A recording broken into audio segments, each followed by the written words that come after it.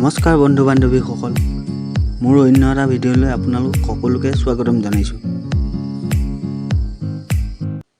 ১ number প্ৰশ্নটো হৈছে প্ৰথম অসমীয়া দৈনিক বাতৰি কাকতখনৰ নাম কি? ইয়াৰ উত্তৰটো হৈছে প্ৰথম অসমীয়া দৈনিক বাতৰি কাকতখনৰ নাম হ'ল দৈনিক বাতৰি কাকত। ২ নম্বৰ প্ৰশ্নটো হৈছে অসমীয়া প্ৰথম ৰঙীন কথাছবিখনৰ নাম কি? ইয়াৰ উত্তৰটো হৈছে অসমীয়া প্ৰথম ৰঙীন কথাছবিখনৰ নাম হ'ল ভাইটি। ৩ নম্বৰ প্ৰশ্নটো হৈছে অসমত প্ৰথম গ্ৰেজুৱেটগৰাকীৰ নাম কি আছিল?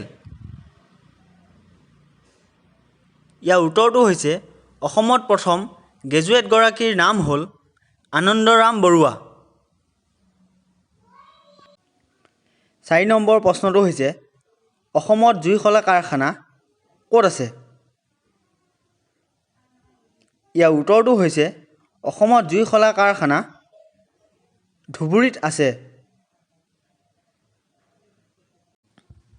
৫ নম্বৰ প্ৰশ্নটো হৈছে অসমীয়া নাট্য সাহিত্যৰ জনকগৰাকীৰ নাম কি আছিল? ইয়াৰ উত্তৰটো হৈছে অসমীয়া নাট্য সাহিত্যৰ জনকগৰাকীৰ নাম হ'ল মহাপুৰুষ শংকৰদেৱ। ৬ নম্বৰ প্ৰশ্নটো হৈছে প্ৰথম অসমীয়া উপন্যাসখনৰ নাম কি?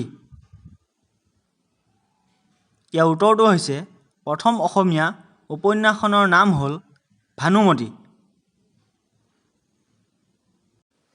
৭ নম্বৰ প্ৰশ্নটো হ'ল অসমত কাগজ কল কোন কোন ঠাইত আছে? ইয়াৰ উত্তৰটো হ'ল অসমত কাগজ কল জাগীৰোড আৰু পাঁচগামত আছে।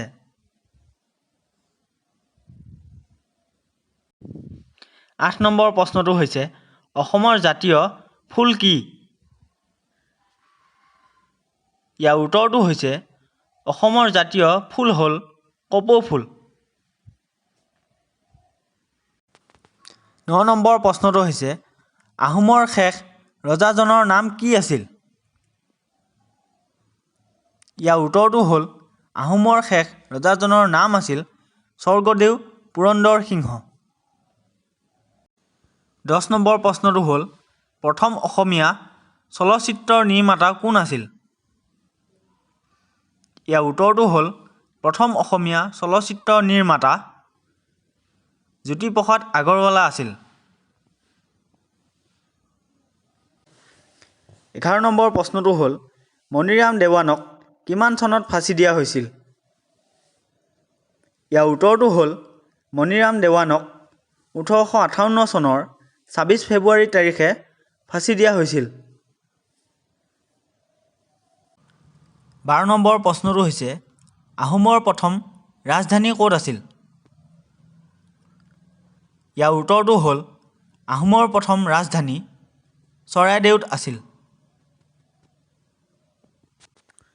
১৩ নম্বৰ প্ৰশ্নটো হ'ল প্ৰথম অসমীয়া চলচ্চিত্ৰখনৰ নাম কি আছিল আৰু কিমান চনত মুক্তি পাইছিল?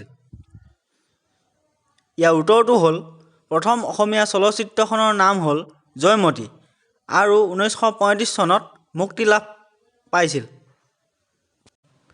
১৪ নম্বৰ প্ৰশ্নটো হ'ল অসমৰ প্ৰথম মুখ্যমন্ত্ৰীগৰাকীৰ নাম কি আছিল?